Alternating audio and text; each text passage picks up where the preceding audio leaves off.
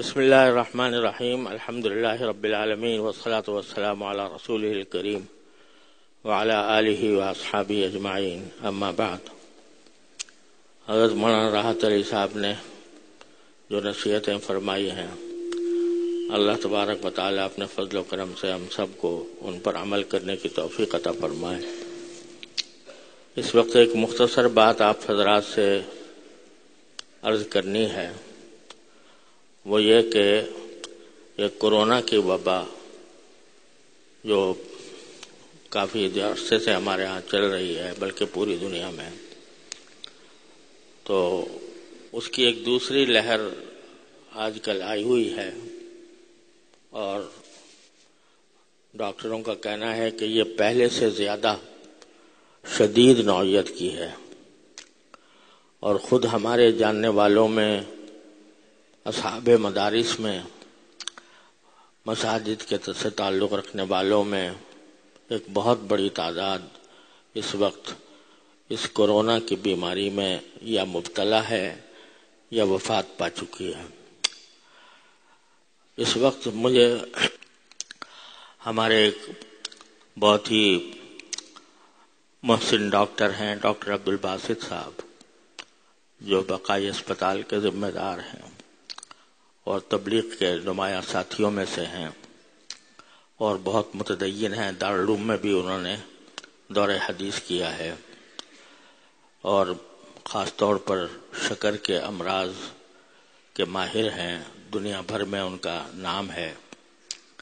پچھلی مرتبہ جب کورونا کی وبا آئی تھی تو انہوں نے مساجد کے سلسلے میں اور جو مختلف علماء کی طرف سے مطالبات آ رہے تھے ان سب کا میں ساتھ دیا تھا۔ اس وقت مجھے ان کا ایک پیغام موصول ہوا ہے جس میں انہوں نے کہا ہے کہ اس وقت کورونا کی وبا قابو سے باہر ہو رہی ہے، اور صورتحال یہ ہے کہ کسی بھی ہسپتال میں کوئی ایک جگہ بھی، کسی ایک مریض کے لیے بھی جگہ خالی نہیں ہے، اور جو مریض آ رہے ہیں وہ باہر پڑے ہوئے ہیں۔ تو انہوں نے مجھ سے یہ درخواست کی ہے، یہ فرمائش کی ہے کہ میں یہ اعلان کروں کہ تمام لوگ بڑی احتیاط سے کام لیں، اور جو احتیاطیں بتائی گئی ہیں ان پر سختی کے ساتھ عمل کریں، خاص طور پر ماسک پہنے بغیر گھر سے باہر نہ نکلیں۔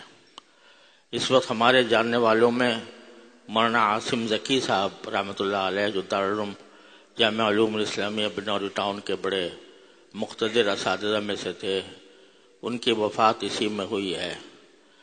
اور بھی ہمارے حضرت مولانا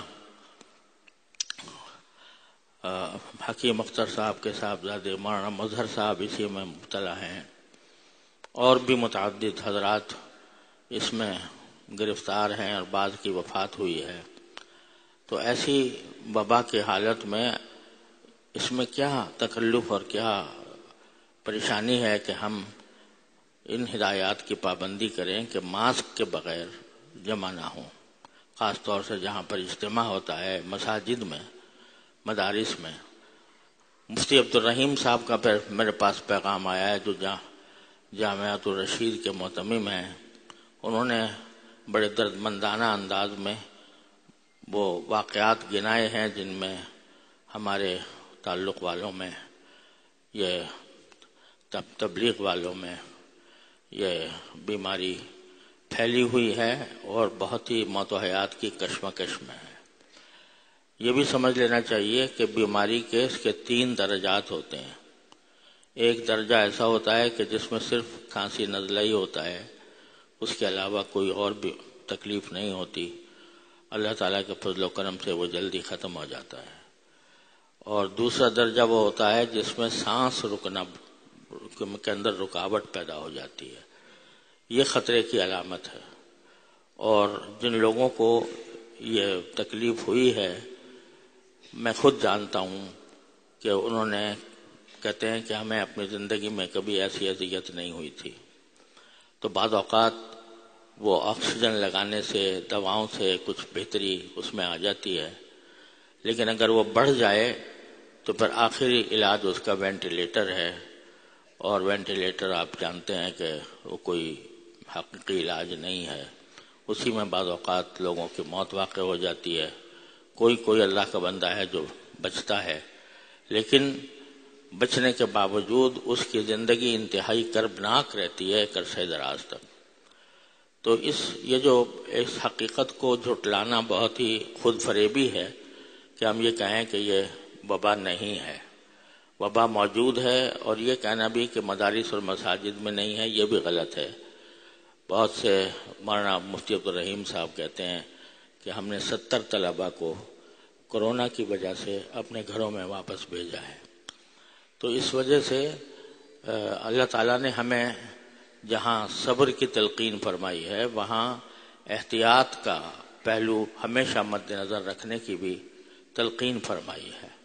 لہذا احتیاط میں کوئی کسر نہیں اٹھا رکھنی چاہیے۔ اور ماسک پہننے میں کیا پریشانی ہے، کیا دشواری ہے؟ تو اب آئندہ نمازوں کے اندر جو کوئی آئے وہ ماسک پہن کر آئے، اور بغیر ماسک کے مسجد کے اندر داخل نہ ہو۔ اسی طرح جہاں پر کئی اجتماعات ہوتے ہیں تو ان اجتماعات کے اندر بھی سب لوگ ماسک پہننے کا اہتمام کریں، اس کو معمولی بات نہ سمجھیں۔ اللہ تعالیٰ محفوظ رکھے۔ یہ اگر بلا آگے بڑھتی ہے، اس وقت آج کی رپورٹ کے مطابق 4000 نئے کیسز آئے ہیں، تو اور کراچی میں اموات کی تعداد بہت بڑھ گئی ہے۔ تو اگر یہ احتیاط نہ کی گئی، اللہ بچائے، اور وہ آگے بڑھتی ہے تو اس کے ہم سب مجرم ہوں گے۔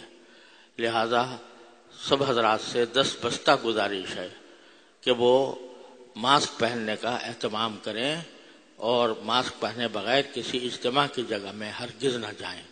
اللہ تبارک و تعالی ہم سب کو اس سے محفوظ رکھے، اور خاص طور سے جو بڑی عمر کے لوگ ہیں وہ خاص طور پر اس کا اہتمام زیادہ کریں۔